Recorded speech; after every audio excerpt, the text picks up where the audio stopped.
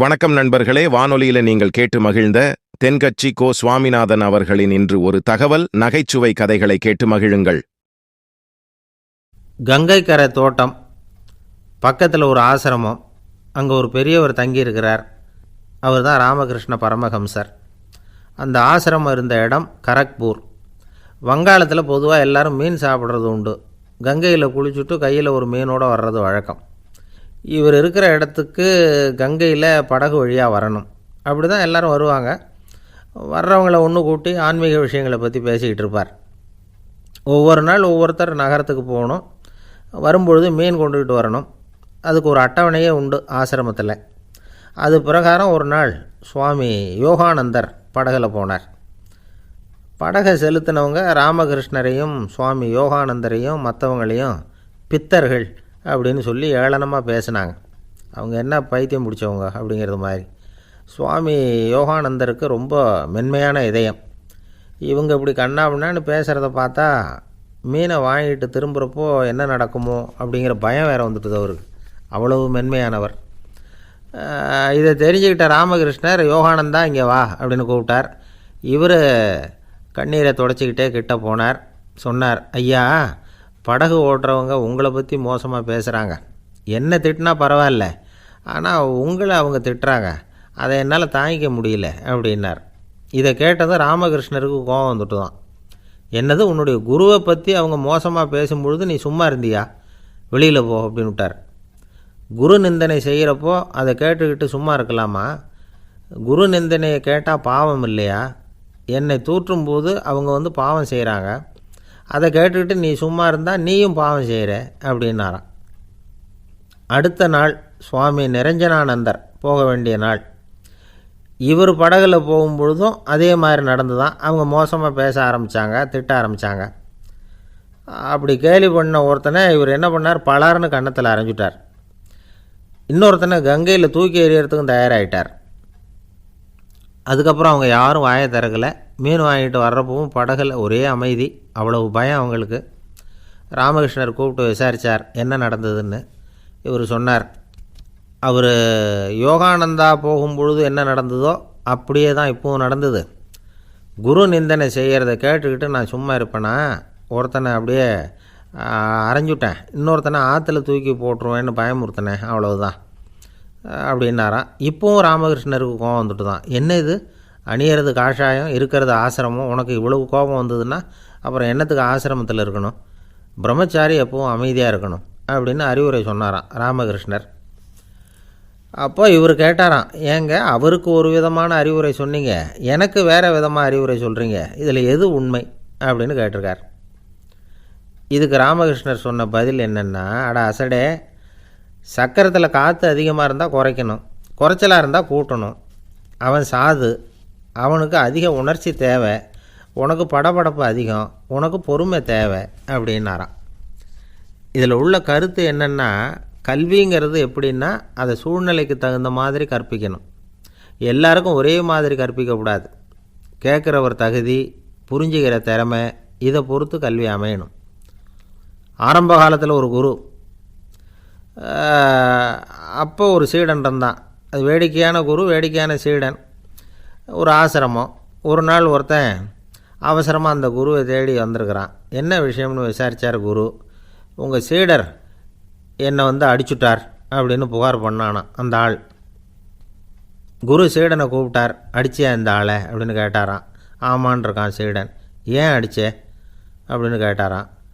இந்த ஆள் உங்களை பற்றி மட்டமாக பேசிவிட்டான், என்னால் அதை தாங்கிக்க முடியல, அதனால தான் அடிச்சுட்டேன்ருக்கான். அப்படி என்ன பேசினா அப்படின்னு கேட்டாரான்.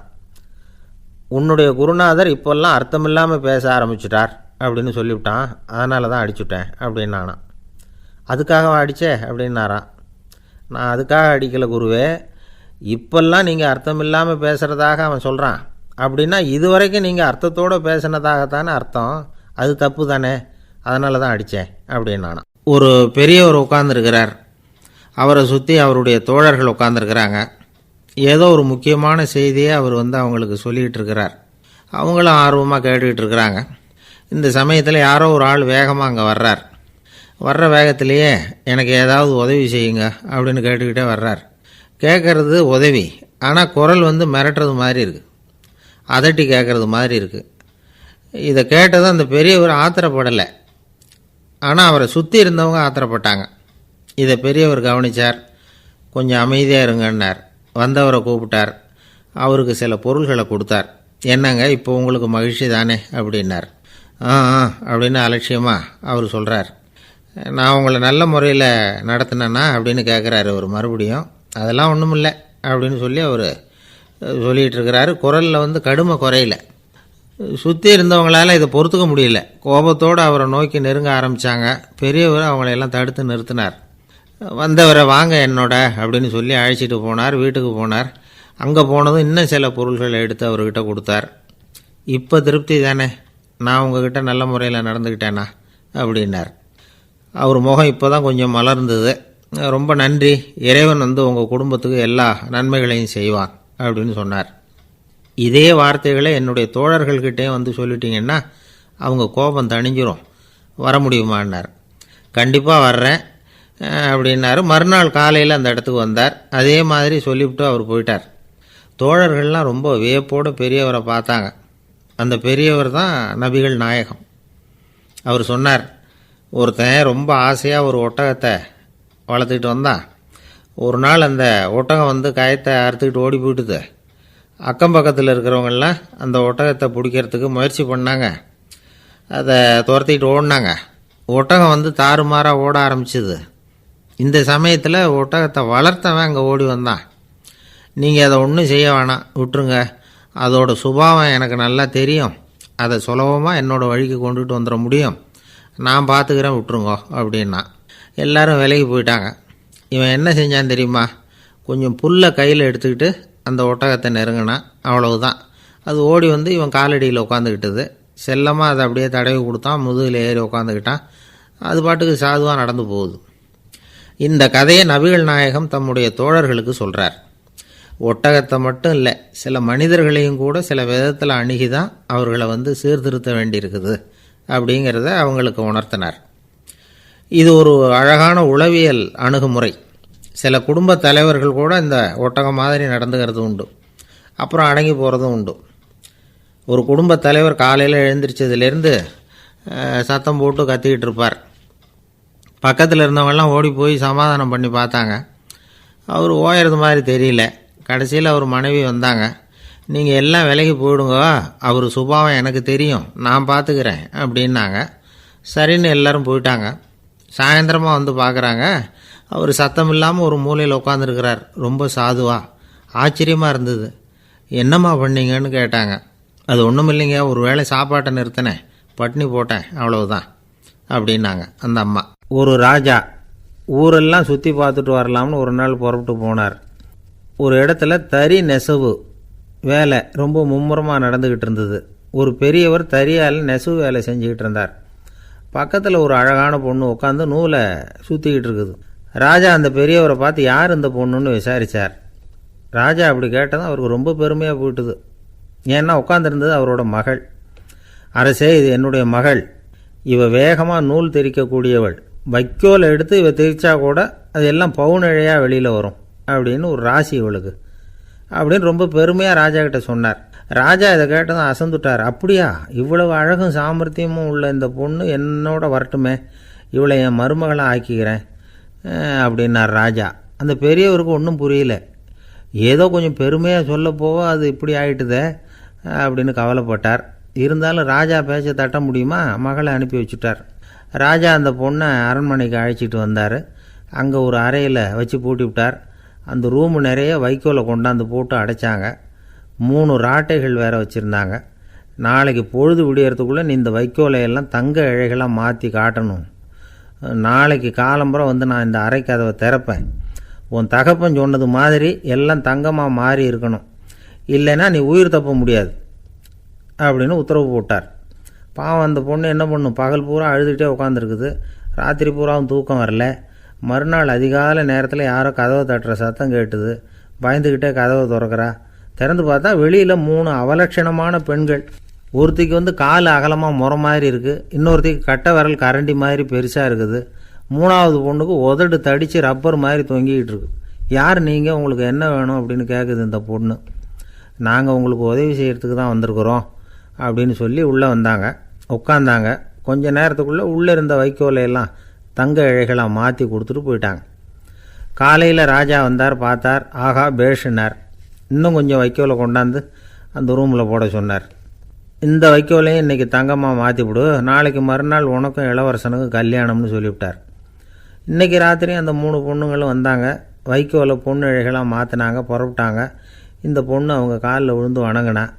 என் உசுரை காப்பாற்றினீங்க, உங்களுக்கு நான் என்ன கைமாறு செய்ய போகிறேன் அப்படின்னா. பயப்படாத, நீ விரும்பினா எங்களுக்கு ஒரு உதவி செய்யலாம். உன்னுடைய கல்யாணத்துக்கு நாங்கள் 3 பேரும் வரோம். நீ எங்களை வரவேற்று ராஜாக்கிட்டேயும் இளவரசர்கிட்டையும் நாங்கள் உன்னோட பெரியப்பா பொண்ணுங்கன்னு சொல்லி அறிமுகப்படுத்தி வை, நாங்கள் விருந்து சாப்பிட்டுட்டு போயிடுறோம் அப்படின்னாங்க. ரொம்பவும் சந்தோஷமாக சரின்னு ஒத்துக்கிட்டா. கல்யாண நாள் வந்தது. கல்யாணம் ரொம்ப கோலாகலமாக நடந்துக்கிட்டு இருக்கு. எல்லா தேசத்து ராஜா ராணிகளும் வந்துக்கிட்டு இருக்கிறாங்க. அந்த 3 அவலட்சணமான பொண்ணுங்களும் சேர்ந்தாங்க. யார் இவங்கன்னு கேட்டார் ராஜா. என் பெரியப்பா பொண்ணுங்க அப்படின்னா அந்த பொண்ணு. காலும் உதடும் கட்டை விரலும் ஏன் இப்படி உங்களுக்கு அவலட்சணம் ஆயிட்டுது அப்படின்னு கேட்டார்.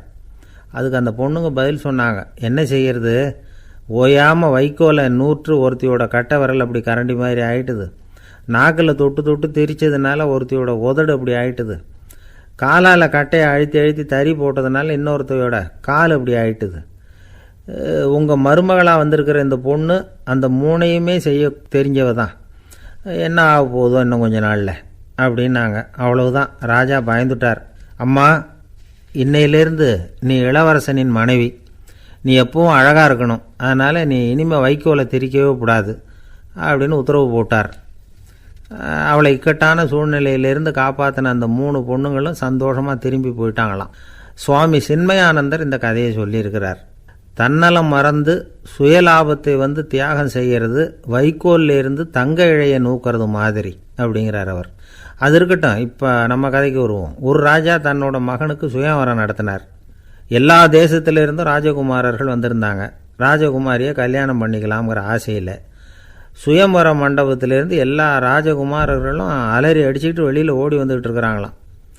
ஏன் இப்படி எல்லாரும் மிரண்டு போய் ஓடி வர்றாங்கன்னு கேட்டார் ஒருத்தர். அதுக்கு இன்னொருத்தர் விவரம் சொன்னார். ராஜகுமாரியை இன்றைக்கி தான் அவங்க நேரில் பார்த்தாங்களாம், அதுதான் அப்படி ஓடி வந்துக்கிட்டு இருக்கிறாங்க அப்படின்னார். ஒரு தடவை நாரதர் ஒரு தெரு வழியாக போய்கிட்டு இருந்தார். வழியில் ஒருத்தர் வேத சாஸ்திரம்லாம் படிச்சுக்கிட்டு உட்காந்துருந்தார். அவர் நாரதரை பார்த்து எங்கே போயிட்டுருக்குறீங்கன்னு கேட்டார். கடவுளை பார்த்துட்டு வரலாம்னு போயிட்டுருக்கிறேன் அப்படின்னார் நாரதர். அப்படின்னா அவர்கிட்ட எனக்கு எப்போ முக்தி கிடைக்கும்னு கேட்டுட்டு வாங்களேன் அப்படின்னார் இவர். சரி, கேட்டு வரேன் அப்படின்னு சொல்லிவிட்டு நாரதர் நடந்தார். கொஞ்சம் தூரத்தில் ஒரு மரத்தடியில் ஒரு தொழிலாளி செருப்பு தைச்சிக்கிட்டு உட்காந்துருந்தார். அந்த ஆளும் அதே மாதிரி கேட்டுக்கிட்டார். எனக்கு எப்போ முக்தி கிடைக்கும்னு கடவுள்கிட்ட கேட்டுக்கிட்டு வாங்களேன்னார். அவர்கிட்டையும் சரின்னு சொல்லிவிட்டு நாரதர் நேராக வைகுண்டத்துக்கு சேர்ந்தார். கடவுளை பார்த்தார். இவங்க 2 பேரும் சொல்லி அனுப்பின விஷயத்தை பற்றி கேட்டார். அதுக்கு கடவுள் சொன்னார், அந்த செருப்பு தைக்கிற தொழிலாளி உடல் நீத்ததும் உடனே என்னை அடைவான். ஆனால் அந்த சாஸ்திரம் படித்த ஆள் இப்போதைக்கு என்கிட்ட சேர மாட்டான்.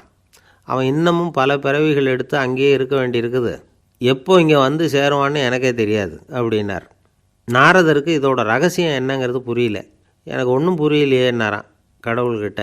சீக்கிரம் புரிஞ்சுக்குவேன், நீ திரும்பி போகிறப்போ நான் இங்கே வைகுண்டத்தில் என்ன செஞ்சுக்கிட்டு இருக்கேன்னு கேட்டால் ஒரு ஊசியின் துவாரத்தில் ஒரு யானையை கோத்துக்கிட்டு இருக்கிறேன்னு அவங்கக்கிட்ட சொல்லு அப்படின்னார் கடவுள் சிரிச்சுக்கிட்டே. நாரதர் பூமிக்கு திரும்பினார். கடவுளை பார்த்தீங்களா, எப்படி இருக்கார் அப்படின்னு விசாரித்தார் வேத சாஸ்திரம் படித்தவர். ஓ பகவானா, அவர் யானையை ஊசியின் காதில் நுழைச்சிக்கிட்டு இருக்கிறார் பார்த்தேன்னார் நாரதர். ஊசி காதில் யானையா, அது எப்படி முடியும்? நீங்கள் சொல்கிறத நான் நம்ப மாட்டேன்னு விட்டார் அவர். சரி, இந்த ஆளுக்கு இறைவன் பேரில் நம்பிக்கை இல்லை அப்படிங்கிறத நாரதர் புரிஞ்சுக்கிட்டார். அடுத்தபடியாக அந்த தொழிலாளி இருந்த இடத்துக்கு போனார். இறைவனை பார்த்தீங்களான்னு கேட்டார் அவர். பார்த்தேன், ஒரு ஊசி துவாரத்தில் யானையை கோத்துக்கிட்டு இருந்தார் அப்படின்னு சொல்லிவிட்டு நாரதர் அந்த ஆள் முகத்தை கவனித்தார். அந்த தொழிலாளி இதை கேட்டுட்டு கொஞ்சம் கூட ஆச்சரியப்படலை. அவரால் முடியாத காரியம் கூட உண்டானார். என்ன இப்படி சொல்கிற, ஊசியின் துவாரத்தில் யானையை கோக்க முடியும்னு நீ நம்புறியா அப்படின்னு கேட்டார் நாரதர். நிச்சயமாக நம்புகிறேன்னார் அவர். அது எப்படி அப்படின்னு கேட்டார் இவர். இதை பாருங்கள், நான் இந்த ஆலமரத்தடியில் தான் தினமும் உட்காந்துருக்கிறேன். தினமும் இந்த மரத்திலிருந்து எவ்வளவோ பழம் கீழே விழுது. இந்த பழத்தில் இருக்கிற ஒவ்வொரு விதையிலேயும் உள்ள ஒரு ஆலமரம் இருக்குது. ஒரு சின்ன விதைக்குள்ள ஒரு பெரிய ஆலமரம் இருக்க முடியுங்கிறப்ப ஊசி துவாரத்தில் கடவுள் யானையை நுழைய வச்சாருங்கிறத ஒத்துக்கிறதுல என்ன கஷ்டம் இருக்குது அப்படின்னு ரொம்ப சர்வசாதாரணமாக பதில் சொன்னாராம் அந்த தொழிலாளி. நாரதர் யோசனை பண்ணார், இந்த தொழிலாளி வேத சாஸ்திரங்களையெல்லாம் படிக்கலைன்னா கூட அறிவுபூர்வமாக சிந்தித்து இறைவனை நம்புகிறான். அதனால தான் கடவுள் இந்த ஆளுக்கு சீக்கிரம் முக்தி கிடைக்கும்னு சொன்னார் அப்படிங்கிறத புரிஞ்சுக்கிட்டாராம். இந்த கதையில் வர்ற கடவுள், நாரதர், வைகுண்டம் இதெல்லாம் ஒரு பக்கம் இருக்கட்டும், ஒரு சின்ன விதைக்குள்ளே ஒரு பெரிய ஆலமரம் தூங்கிக்கிட்டு இருக்கு அப்படிங்கிற உண்மை, அந்தரத்தில் 1000 கிரகங்கள் சுற்றிக்கிட்டு இருக்குங்கிற உண்மை, இதெல்லாம் நாம் பார்த்துக்கிட்டு தானே இருக்கிறோம். இந்த உண்மைகள் அதிசயமாக நமக்கு தெரியறதுனால அதை நம்பாமல் இருந்துட முடியாது. இயற்கையை பரிபூர்ணமாக நம்புங்கள், அந்த நம்பிக்கையே நம்ம வாழ்க்கைக்கு ஆதாரம் அப்படிங்கிறத விளக்கறதுக்காக தான் இந்த கதை. இந்த காலத்தில் நம்ம பிள்ளைங்களுக்கெல்லாம் இது மாதிரி நம்பிக்கை அதிகமாகவே இருக்குது. ஒரு நாள் ஒரு சின்ன பையன்கிட்ட கேட்டேன், ஏன்பா கடவுள் ஒரு பானைக்குள்ளே ஒரு யானையை நுழைய வச்சுட்டாருன்னு சொன்னால் அதை நீ நம்புவியா அப்படின்னு கேட்டோம். நம்புவேன் சார், அது ஒன்றும் பெரிய அதிசயம் இல்லைன்னா. எப்படிறான்னு கேட்டோம். எப்படின்னா அந்த பானை அந்த யானையை விட பெருசாக இருந்திருக்கும், அவ்வளவுதான் அப்படின்னு சொல்கிறான். ஒரு ஊரில் ஒரு ராஜா இருந்தார். அவர் அடிக்கடி காட்டுக்கு வேட்டையாட போவார். சில நண்பர்களையும் கூட அழைச்சிக்கிட்டு போவார். காட்டுக்கு போனதும் ஆளுக்கு ஒரு பக்கமாக போய் வேட்டையாடுவாங்க. சாயந்தரமாக திரும்பி வருவாங்க. மறுநாள் அரண்மனையில் உட்காந்து ஒவ்வொருத்தரும் அவங்க அனுபவங்களையெல்லாம் சொல்லிக்குவாங்க. அவங்க வீரத்துக்கு தகுந்த மாதிரி பரிசை அந்த ராஜா கொடுப்பார். இது மாதிரி ஒரு தடவை எல்லாரும் வேட்டைக்கு போயிட்டு திரும்பி வந்ததும் உட்காந்து பேச ஆரம்பிச்சிருக்கிறாங்க. ஒருத்தன் சொன்னான், தன்னுடைய வீர தீர செயலை பற்றி அளக்க ஆரம்பிச்சிட்டான். ஏன்னா அதுக்கு பரிசு கிடைக்க போகுதில்ல, அதனால். அவன் என்ன சொன்னான் தெரியுமா? அரசே, நேற்றுக்கு காட்டில் என்னாச்சு தெரியுமா? எனக்கு நேராக ஒரு சிங்கம் வாயை திறந்துக்கிட்டு வந்துட்டுது. நான் பயப்படவே இல்லை. உடனே ஒரு கல்லை எடுத்து குறி பார்த்து வீசினேன். சிங்கத்து வாய்க்குள்ளே போய் அந்த கல் மாட்டிக்கிட்டுது. அவ்வளவுதான். அந்த சிங்கம் என்னை பார்த்துட்டு பயந்துட்டு ஒரே ஓட்டமாக திரும்பி ஓடி போயிட்டுது அப்படின்னா. ஆஹா பலே அப்படின்னு எல்லாரும் கை தட்டினாங்க. 2வது ஆள் ஒருத்தன் எழுந்திரிச்சான். அவன் சொல்ல ஆரம்பித்தான், அரசே, நான் போன வழியில் 2 பெரிய மலைப்பாம்பு கிடந்தது. என்னை முழுங்கிறதுக்கு வந்தது. நான் என்ன பண்ணேன் தெரியுமா? அந்த 2 பாம்போட வாலையும் ஒன்றா சேர்த்து முடிச்சு போட்டுட்டேன். அவ்வளவுதான். அது அங்கே இழுக்க இது இங்கே இழுக்க முடிச்சு நல்லா இறுகி போட்டுது அப்படின்றான். ஆஹா அற்புதம்னு சொல்லி எல்லாரும் கை தட்டினாங்களாம். அடுத்தபடியாக 3வது ஆள் ஒருத்தன் வந்தான். அவன் சொல்ல ஆரம்பித்தான், மன்னா, நான் போன பாதையில் குறுக்க ஒரு ஆறு, அதில் இறங்கி குளித்தேன். யாரோ காலை பிடிச்சி இழுக்கிறது மாதிரி இருந்தது. திரும்பி பார்த்தா ஒரு பெரிய முதலை. நான் உடனே அப்படியே ஒரு துள்ளல் துள்ளி அது முதுகில் போய் உக்காந்துக்கிட்டேன். அதை அப்படியே கரைக்கு நீந்த வச்சேன். கரைக்கு சேர்ந்ததும் அப்படியே ஒரே துள்ளி குதித்து கரைக்கு வந்துட்டேன் அப்படின்றான். அவன் தன்னுடைய வீரத்தை அப்படி சொல்லியிருக்கான். அடடா எப்பேற்பட்ட வீரம் அப்படின்னு எல்லாரும் கை தட்டினாங்களாம். 4வது ஆள் எழுந்திரிச்சான். மன்னா, நான் போன இடத்துல ஒரு கரடி என்னை துரத்த ஆரம்பிச்சுட்டுது. நான் ஒரு மலை உச்சிக்கு வந்துட்டேன். அதுக்கப்புறம் ஒரு அடி எடுத்து வச்சாலும் அதில் பாதாளத்தில் விழ வேண்டியது தான். அந்த நேரம் பார்த்து ஒரு பெரிய ராட்சச கழுகு அந்த பக்கமாக பறந்து வந்தது. நான் உடனே அப்படியே உயர எழும்பி அந்த கழுகோட காலை பிடிச்சிக்கிட்டேன். அப்படியே தொங்கிக்கிட்டே வந்தேன். ஒரு நல்ல இடம் வந்ததும் தொப்புன்னு கீழே குதித்து நடந்து வந்துட்டேன். இதுக்கும் எல்லாரும் கை தட்டுறாங்க. கடைசியாக ஒரு ஆள் எழுந்திரிச்சான். அரசே, நான் போன வழியில் ஒரு பெரிய யானை குறுக்க வந்தது. பயங்கரமாக சத்தம் போட்டுக்கிட்டே வந்தது. நான் பயந்து ஓடலை. உடனே என்ன பண்ணேன் தெரியுமா? அந்த யானையோட வாலை பிடிச்சி தூக்கினேன். தலைக்கு மேலே தூக்கி கரன்னு சுற்றினேன். வேகமாக சுற்றி வீசி எறிஞ்சேன். அவ்வளவுதான். அதே ஸ்பீடில் அந்த யானை மேலே போக ஆரம்பிச்சுட்டுது. இன்னும் கூட அது போய்கிட்டே தான் இருக்குது, கீழே விழவே இல்லைன்னா. இதை கேட்டதும் ராஜாவுக்கு கோபம் வந்துட்டுது. என்ன முட்டாள்னு நினச்சிக்கிட்டு பேசுகிறியா? யானையை நீ வாலை பிடிச்சி தூக்குன, அதை நான் நம்பணுமா அப்படின்னார். உடனே இவன் பணிவாக பதில் சொன்னான், அரசே, ஒரு சிங்கத்து வாயில் கல் மாட்டிக்கிட்டதை நம்புறீங்க, மலைப்பாம்பு வாலை பிடிச்சி முடிச்சு போட்டதை நம்புறீங்க, முதல்ல முதுகில் சவாரி பண்ணதையும் நம்புறீங்க, கழுகு காலை பிடிச்சிக்கிட்டு பறக்கிறதையும் நம்புறீங்க. அப்படி நம்புறப்போ நான் சொன்னதை மட்டும் நம்பக்கூடாதா அப்படின்னு கேட்டானான். பொய் சொன்னவங்கெல்லாம் தலையை தொங்க போட்டுக்கிட்டாங்களாம். ராஜா அவங்கள பார்த்து சொன்னாராம், நீங்கள் எல்லாரும் என்னை முட்டாளாக்கியிருக்கிறீங்க. கடைசியாக பேசின இவன் தான் எனக்கு உண்மை எது பொய் எதுங்கிறத புரிய வச்சிருக்கிறான். இவன் தான் உண்மையான தைரியசாலி அப்படின்னு சொல்லி அவனுக்கே பரிசையெல்லாம் கொடுத்து பாராட்டினாராம். இப்படி ஒரு கதை. உண்மையை நிலைநாட்டுகிறவன் தான் உண்மையான வீரன் அப்படிங்கிறத இதிலிருந்து நாம் புரிஞ்சுக்கணும். இந்த காலத்துல எல்லாம் பொய் சொன்னால் தான் பிழைக்க முடியுங்கிறது ஒரு சில பேரோட நம்பிக்கை. ஒரு அப்பாவுக்கு தன் மகனுக்கு பொய் சொல்ல தெரியலையேங்கிற கவலை. பொய் சொன்னால் தான் இந்த உலகத்தில் பிழைக்கலாம், ஆனால் இவனுக்கு அது தெரியலையே, அதனால் இவனை அழைச்சிட்டு போய் நடுக்கடலில் விட்டுட்டு வந்துடுவோம் அப்படின்னு அழைச்சிட்டு புறப்பட்டான். கடற்கரைக்கு போனான். மகனுக்கு சந்தேகம், எங்கேப்பா என்னை அழைச்சிட்டு போகிறேன்னு கேட்டிருக்கான். கடலில் மீன் பிடிக்க கற்றுக் கொடுக்க போகிறேன் உனக்கு அப்படின்னானா. நான் ஏற்கனவே மீன் பிடிச்சிட்டேனேன்னானா இவன் மகன். எங்கே அதுன்னு கேட்டிருக்கான் அப்பங்காரன். சுட்டு சாப்பிட்டுட்டேன்ருக்கான் புள்ள. அப்பங்காரன் பார்த்தான், சரி நம்ம புள்ள பொழைச்சிக்கோ அப்படின்னு சொல்லி திருப்பி அழைச்சிட்டு வந்துட்டானா. ஒரு ஆள் அசையாமல் கிடக்கிறார். அவர் இருக்காரா போயிட்டாராங்கிறத எப்படி முடிவு பண்ணுறோம்? அவர் மூக்குக்கு முன்னாடி புறங்கையை வச்சு பார்க்குறோம், மூச்சு வருதா இல்லையா அப்படிங்கிறத கண்டுபிடிக்கிறதுக்காக. மூச்சுங்கிறது அவ்வளவு முக்கியமான ஒரு விஷயம். சுவாசம் இல்லைன்னா எதுவுமே இல்லை. நம்ம பூமி இருக்க அது கூட சுவாசிக்குதுங்கிறத சோவியத் விஞ்ஞானிகள் கண்டுபிடிச்சிருக்கிறாங்க. பூமிக்கு மேலே இருக்கிற மண் அடுக்கில் காற்றில் உள்ள ஆக்சிஜன் ஆக்சிகரணம் அடையுது அப்படின்னு தான் இதுவரைக்கும் எல்லோரும் நம்பிக்கிட்டு இருந்தாங்க. ஆனால் இப்போ என்ன கண்டுபிடிச்சிருக்கிறாங்கன்னா, அந்த ஆக்சிஜன் பூமிக்குள்ளே 1 கிலோமீட்டர் ஆழம் வரைக்கும் ஊடுருவி போகுதான். பூமிக்குள்ளே 2 பக்கமும் பல கிலோமீட்டர் வரைக்கும் பரவுதான். பூமிக்குள்ளே இருக்கிற நீர்நிலை அடுக்குகள் தான் நுரையீரல் செய்கிற வேலையை செய்யுதான். நம்ம உடம்புல நுரையீரல் இல்லைன்னா ஒன்றும் நடக்காது. ஒரு மரத்தை தலைகீழாக தொங்க போட்டால் எப்படி இருக்கும்? அப்படி யோசிச்சு பாருங்கள். அப்படி தான் இதுவும், நுரையீரலும் அப்படி தான் இருக்கும். வலது பக்கம் ஒன்று, இடது பக்கம் ஒன்று. வலது பக்கம் நுரையீரல் கொஞ்சம் பெருசாக இருக்கும், நுட்பமான நரம்பு குழாய்கள் அதில் இருக்கும். கோடிக்கணக்கான நுண்ணிய குழாய்களை வச்சுக்கிட்டு தான் அது வேலை செய்யுது. 25 கோடி குழாய்கள் இருக்கும். அதை அப்படியே முழுசாக பிரித்து பரப்புனா ஒரு டென்னிஸ் கோர்ட்டில் பாதி பரப்பளவு இருக்குமா. நுரையீரல் நிறம் கருஞ்சிவப்பு தான். புகை அதிகமாக உள்ளே போச்சுன்னா அது கருப்பாயிடுது. காற்றுல உள்ள பிராணவாயுவை இது இழுத்து எடுத்துக்கிட்டு ரத்தத்தை சுத்தப்படுத்துகிற முக்கியமான வேலையை இது செய்யுது. அசுத்த காற்றை வெளியில் அனுப்பி வச்சுருது. ஒருத்தர் வேகமாக ஓடி வரார், அவருக்கு மூச்சு இறைக்கும். பயங்கரமாக எதையாவது பார்த்து விடுறார், உடனே மூர்ச்சி ஆகிடுவார். இது மாதிரி சமயங்களில் வேறு எந்த தூண்டுதலும் இல்லாமல் நுரையீரல் தானாகவே இயங்கும். இப்படி ஒரு அவசியம் ஏற்படுறப்போ இயக்கத்தை தூண்டி விடுற முக்கியமான இணைப்பு மூளைக்கு கீழே முதுகு எலும்புக்கு மேற்பகுதியில் இருக்குது. அது உடனே சுவாசத்துக்கு அவசர உதவியை கொடுக்குது. இப்போ ஒருத்தர் பேசாமல் உட்காந்துருக்கார். இந்த சமயத்தில் அவருக்கு 1 பங்கு காற்று தேவைப்படுதுன்னு வச்சுக்கோங்க. அவர் எழுந்திரிச்சு நடக்கும் பொழுது 1.5 மடங்கு தேவைப்படும்.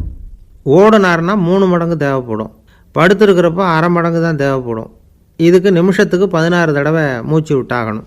இப்படி சாதாரணமாக உள்ளே இழுக்கிற காற்று கொஞ்சம்தான் இருந்தாலும் இது மாதிரி 8 மடங்கு காற்றை உள்ளே இழுத்து வச்சுக்கிற சாமர்த்தியம் நுரையீரலுக்கு இருக்குதான்.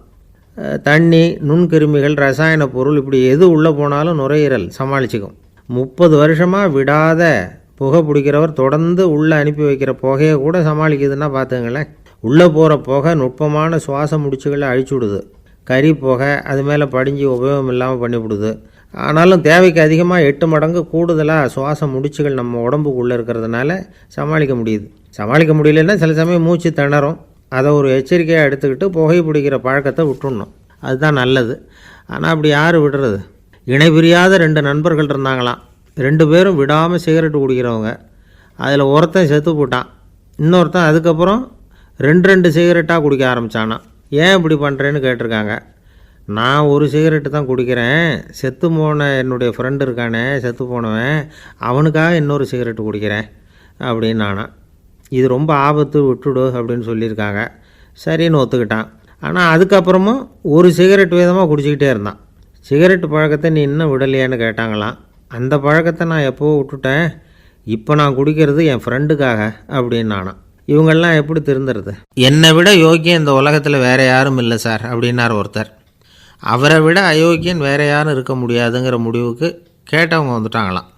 மனுஷனுக்கு இருக்கிற ஒரு மிகப்பெரிய குறையே தன்கிட்ட இருக்கிற குறை அவனுக்கு தெரியாமல் போகிறது தான். ஆனால் அடுத்தவங்ககிட்ட இருக்கிற குறை இவனுக்கு தெளிவாக தெரிஞ்சிடும். ஒரு ஒட்டகம் ஒரு கொக்கை பார்த்து ஒரு கேள்வி கேட்டு தான். என்ன கேள்வி தெரியுமா? உன் கழுத்து ஏன் இப்படி வளைஞ்சி போயிருக்குது அப்படின்னு கேட்டிருக்கு. இதுக்கு உடம்பே வளைச்சல். இது போய் கொக்கை கிண்டல் பண்ணுது. இன்றைக்கி மனித சுபாவமும் கிட்டத்தட்ட இப்படி தான் இருக்குது. இந்த உலகத்தில் குறையில்லாத மனிதர்கள் யாரும் கிடையாது, நாம் உள்பட அப்படிங்கிறத முதல்ல நாம் நல்லா புரிஞ்சுக்கணும். ஒரு ஊரில் ஒரு விற்பனை நிலையம் இருந்தது. செல்ல பிராணிகளை விற்பனை செய்கிற நிலையம் அது. நாய், கிளி, பூனை இப்படி நிறைய வச்சு விற்பனை பண்ணிகிட்டு இருக்கிறாங்க. நாய்க்குட்டி விற்பனை செய்கிற பகுதியில் ஒரு சிறுவன் நின்றுக்கிட்டு இருந்தான். விற்பனை செய்கிற ஆளுகிட்ட விலை கேட்டுக்கிட்டு இருந்தான். அதோ இருக்குதே அந்த நாய்க்குட்டி என்ன விலை அப்படின்னு கேட்டானா. 1000 ரூபா அப்படின்னாரான். சரி அது வேணாம், இது என்ன விலைன்றிருக்கான். 500 ரூபா அப்படின்னாரான். இந்த சின்ன பையன் கையில் வச்சுருந்தது வெறும் 50 ரூபா தான். அதனால் இதை விட குறைச்சலாக கிடைக்குமான்னு பார்த்துருக்கான். அந்த கடையில் ஒரு மூலையில் சரியாக கவனிக்கப்படாமல் ஒரு நாய்க்குட்டி படுத்து கிடந்தது. பாவமாக கத்திக்கிட்டு இருந்தது. அதை பார்த்ததுமே இவனுக்கு அது ரொம்ப பிடிச்சி போச்சு. உடனே அந்த கடைக்காரரை பார்த்து, அதுவும் அந்த மூலையில் படுத்து கிடக்குதே அந்த நாய்க்குட்டி என்ன விலை அப்படின்னு கேட்டிருக்கான். தம்பி, அது ஒரு கால் ஊனம், அதனால் அது உன்னோட குதித்து விளையாடவோ ஓடுறதோ அதால் முடியாத காரியம் அப்படின்ட்டுருக்கார் அவர். அது தெரிஞ்சு தாங்க கேட்குறேன், அதோட விலை என்ன அதை மட்டும் சொல்லுங்களேன் அப்படின்ட்டுருக்கான். தம்பி, இது வந்து கால் ஊனம் உள்ள ஒரு நாய். இதை போய் காசு கொடுத்து வாங்கிறதுக்கு யாராவது பிரியப்படுவாங்களா? இதை நான் உனக்கு இலவசமாகவே தர்றேன், எடுத்துகிட்டு போ அப்படின்னாரான். இதை கேட்டதும் அந்த சிறுவனுக்கு கோவம் வந்துட்டு தான். நீங்கள் ஒன்றும் சும்மா கொடுக்க வேணாம், இந்தாங்க 50 ரூபா, இதை வச்சுக்கிட்டு நாய்க்குட்டியை கொடுங்க அப்படின்ட்டுருக்கான். அவருக்கு ஒன்றும் புரியல, ஆச்சரியமாக இருந்தது. சரின்னு பணத்தை வாங்கிட்டு நாய்க்குட்டியை தூக்கி கொடுத்தார். அந்த சிறுவன் அந்த நாய்க்குட்டியை 2 கையாலையும் வாங்கினா, மார்போட பிரியமாக சேர்த்து அணைச்சிக்கிட்டான். தெருவில் இறங்கி நடக்கிறான். அப்படி நடக்கும்பொழுது தான் பார்க்குறார், கடைக்காரர் வந்து ஆச்சரியமாக அவனை பார்க்குறார். அப்போ தான் அவருக்கு ஒரு விஷயம் புரியுது. அந்த சிறுவன் தெருவில் நாய்க்குட்டியை மார்போடு அணைச்சிக்கிட்டு விந்தி விந்தி நடந்து போய்கிட்டு இருக்கிறான். ஆமாம், அவனுக்கும் ஒரு கால் ஊனம். இந்த நாய்க்குட்டியை யாருமே வாங்க மாட்டாங்கன்னு நினச்சிக்கிட்டு இருந்தார். குறையுள்ள அதுக்கும் ஒரு எஜமானன் கிடச்சிட்டான். அதனால் ஊனம் ஒரு குறை இல்லை அப்படிங்கிற உண்மையை அந்த கடைக்காரர் புரிஞ்சுக்கிட்டாராம். நம்மால் ஒருத்தர் கொஞ்சம் வயசானவர், எழுந்திரிச்சு சரியாக நடக்க முடியாது, சாய்வு நாற்காலியிலேயே எப்பவும் உட்காந்துருப்பார். அவர் தனக்கு துணையாக ஒரு நாயை பக்கத்தில் வச்சுருந்தார். அதுவும் ரொம்ப வயசான ஒரு நாய், எழுந்திரிக்கவே சிரமப்படும், நடக்கவும் முடியாது. அவர் பக்கத்துலேயே இதுவும் சோர்ந்து போய் படுத்து கிடக்கும். அந்த பெரியவரை பார்க்க வந்த ஒருத்தர் கேட்டார், ஏங்க, ஒரு சின்ன பையனை உங்களுக்கு துணையாக வச்சுக்கப்படாதா? இந்த நாயை உங்களுக்கு பாதுகாப்பாக வச்சுருக்கிறீங்களே, உங்களுக்கு ஒரு ஆபத்துன்னா இது எப்படி உங்களுக்கு உதவ முடியும் அப்படின்னார். அப்போ அவர் சொன்னாராம், எனக்கு ஒரு ஆபத்துன்னா அந்த சமயத்தில் இந்த நாய் என்னை தனியாக விட்டுட்டு ஓடி போயிடாமல் இருக்கணும்ல, அதுக்காக தான் இதை நான் வச்சுருக்கிறேன் அப்படின்னாராம். நம்மளில் சில பேர் ரொம்ப தைரியமாக இருப்பாங்க. நாம் கூட சொல்கிறது உண்டு, அந்த ஆளுகிட்ட வர்றதுக்கு யமன் கூட பயப்படுவான் அப்படின்னு சொல்கிறது உண்டு. தைரியசாலிகளை நெருங்கிறதுக்கு யமன் பயப்படுவான் அப்படின்னு சொல்கிறது உண்மை தான், அது பொய் இல்லை. மன வலிமை இருக்குது பாருங்கள், அது மனுஷனை காப்பாற்றும். இது வந்து மருத்துவ ரீதியான உண்மை. உடல் கோளாறுகள் மன ஆரோக்கியத்தை பாதிக்கும். மன எழுச்சி, மன போராட்டம் இதெல்லாம் வந்து உடல் இயக்கத்தில் மாறுதலை உண்டாக்குது. சில வகையான நோய்களுக்கும் மனசுக்கும் இருக்கிற சம்பந்தம் என்னங்கிறத பற்றியெல்லாம் இப்போ ஆராய்ச்சி பண்ணுறாங்க. ஆஸ்மா, மூட்டு வலி, பெருங்குடல் அழற்சி, உயர் இரத்த அழுத்தம், சோரியாசிஸுங்கிற தோல் வியாதி, வயிற்று புண்ணு, இந்த தைராய்டு நச்சுத்தன்மை, இது மாதிரி நோய்களை உண்டாக்குறதுல மனசோட பங்கு என்னங்கிறத பற்றியெல்லாம் ஆய்வு பண்ணி பார்த்துருக்குறாங்க. எதுக்கு எடுத்தாலும் சோர்ந்து போகிறது, தோண்டு போகிறது, இப்படிப்பட்ட மனவாகு, அதோட யாரும் நமக்கு உதவ முடியாது அப்படிங்கிற மனோபாவம், கைவிடப்பட்ட மனநிலைமை, இதெல்லாம் வந்து நோயோட தீவிரத்தை ரொம்ப அதிகரிக்க செய்யுதான். இவங்கெல்லாம் அந்த கைகால் வலிக்குது, உடம்பு அசதியாக இருக்குது, தூக்கம் வரல, முதுகு வலிக்குது, உடம்பில் வந்து உணர்ச்சி குறையுது, கை கால் விரல்லாம் மரத்து போகுது, இப்படி ஏதாவது சொல்லிக்கிட்டு டாக்டர்களை தேடி வந்துக்கிட்டு இருப்பாங்க. நெஞ்சு வலி வந்து யாருக்கு வருது தெரியுமா? பதற்றம், போட்டி மனப்பான்மை, அளவுக்கு அதிகமான வேகம், துடிப்பு, பேராசை, எதுலேயும் கட்டுப்பாடு, நேரம் தவறாமை, அப்புறம் இதெல்லாம் வந்து உள்ள மனவாக உள்ளவங்க இருக்கிறாங்கல்ல, அவங்க பெரும்பாலும் நெஞ்சு வலிக்கு ஆளாயிடுறாங்களாம். ஃப்ரீட்மேன் அப்படிங்கிறவர் நிறைய ஆராய்ச்சியெல்லாம் பண்ணி பார்த்துட்டு இதை உறுதிப்படுத்தியிருக்கிறார். அவர் பண்ணின ஆராய்ச்சியில் என்னெல்லாம் தெரிய வந்தது தெரியுமா? பொறுப்பு அதிகம் உள்ளவங்களுக்கு கண்டிப்பாக இரத்த அழுத்தம் வரும், அதிகமாக இருக்குமா. அதே மாதிரி கண்டிப்பாக இருக்கிறாங்கல்ல, அவங்களுக்கும் இரத்த அழுத்தம் அதிகரிக்குமா. இரத்த அழுத்தம் தனக்கு அதிகமாக இருக்குங்கிறத தெரிஞ்சுக்கிட்டவங்க தலைவலி, மயக்கம், இந்த தலை சுத்தல், அசதி, இது மாதிரியான உணர்வுகளை வந்து அவங்களுக்கு வந்துடும், அது மாதிரி உணர்வு. ஆனால் உண்மை என்ன தெரியுமா? இதெல்லாம் வந்து இரத்த அழுத்தத்தினால இல்லை, இரத்த அழுத்தம் கட்டுப்பாட்டுக்குள்ளே இருந்தால் கூட இவங்க இப்படி நினைக்கிறாங்களாம். இதுக்கு காரணம் மனசு தான் அப்படிங்கிறார் அவர். சில பேர் எப்படி தெரியுமா? ஒருத்தர் மாரடைப்பால் இறந்து போனார் அப்படின்னு கேள்விப்பட்டால் போதும், இறந்து போகிறதுக்கு காரணம் இதயம்தான் அப்படிங்கிற பீதியால், இதய தளர்ச்சி அப்படிங்கிற மனநோயால் பாதிக்கப்படுறார். இவங்கெல்லாம் அடிக்கடி தங்களுடைய இதய பகுதியை தொட்டு பார்த்துக்குவாங்க, நாடியை பிடிச்சி பார்த்துக்குவாங்க, அடிக்கடி மூச்சை உள்ளுக்கு இழுத்து வெளியில் விட்டு வலி வருதா அப்படின்னு பார்த்துக்கிட்டு இருப்பாங்க. வேறு எங்கேயாவது வலிச்சா கூட நெஞ்சை வலிக்குதா அப்படின்னு பார்ப்பாங்க. நெஞ்சு வலிக்குதுன்னு கூட சில பேர் சொல்ல ஆரம்பிச்சிருவாங்க. ஆஸ்மாவுக்கும் மனசுக்கும் சம்பந்தம் உண்டு. தீர்வு காண முடியாத மன போராட்டங்கள் எல்லாத்துக்கும் அடுத்தவங்களையே சார்ந்து இருக்கிற மனநிலை, இதெல்லாம் ஆஸ்மாவினுடைய தீவிரத்தை அதிகப்படுத்திடும். பயம், இது எப்படின்னா என்ன நடக்குமோங்கிற பதட்ட நிலை, அப்புறம் இந்த பயம் இதெல்லாம் சுவாசித்தலை அதிகரிக்க செய்யுது இல்லையா? இதனால் இரத்தத்தின் காரத்தன்மை அதிகமாகி நோயின் தீவிரமும் அதிகமாகுது. மன போராட்டம், மனக்கவலை, மன இறுக்கம் இதெல்லாம் தோல் வியாதியை தூண்டி விடுதான். இது மாதிரி இன்னும் எவ்வளவோ இருக்குது. அதனால் இன்றைக்கி நமக்கு தேவை என்னென்னா மன வலிமை, மலர்ந்த முகம். இது ரெண்டு இருந்துட்டுதுன்னா பலவிதமான நோய்கள் நம்மக்கிட்ட நெருங்கி வராது. டாக்டர், என்ன நெருங்காமல் இருக்கிறதுக்கு நான் ஒரு காரியம் பண்ணுறேன் அப்படின்னார் ஒருத்தர். அவர் என்ன அர்த்தத்தில் சொன்னார்னா, டாக்டர் அவரை நெருங்காமல் இருக்கிறதுக்கு அவர் ஒரு காரியம் பண்ணுறாராம். நண்பர்கிட்ட சொன்னார். நண்பர் கேட்டார், அது என்ன காரியம் பண்ணுற அப்படின்னு கேட்டார். தினம் ஒரு ஆப்பிள் பழம் சாப்பிட்றேன்னார் அவர். ஏன்னா ஆங்கிலத்தில் ஒரு பழமொழி சொல்லுவாங்கள்ல, an apple a day keeps doctor away அப்படிம்பாங்க. ஒரு ஆப்பிள் பழம் சாப்பிட்டா டாக்டர் விலகியே இருப்பார், டாக்டர்கிட்ட போக வேண்டிய அவசியம் இருக்காது அப்படிங்கிறதுக்காக அந்த பழமொழி சொல்கிறது. என்ன, நான் யாருமே நெருங்காமல் இருக்கிறதுக்கு நான் ஒரு காரியம் பண்ணுறேன்னார் இன்னொருத்தர். டாக்டர் நெருங்காமல் இருக்கிறதுக்கு ஆப்பிள் பழம் சாப்பிட்றேன்னார் அவர். என்னை யாருமே நெருங்காமல் இருக்கிறதுக்கு நான் ஒரு காரியம் பண்ணுறேன்னார் இன்னொருத்தர். அது என்னன்னு கேட்டோம். தினம் ஒரு பூண்டு சாப்பிட்றேன்னார். ஏ கார்லிக் எ டே கீப்ஸ் எவ்ரிபடி அவே அப்படின்னு அதுக்கு ஒரு புது விளக்கமும் கொடுத்தார்.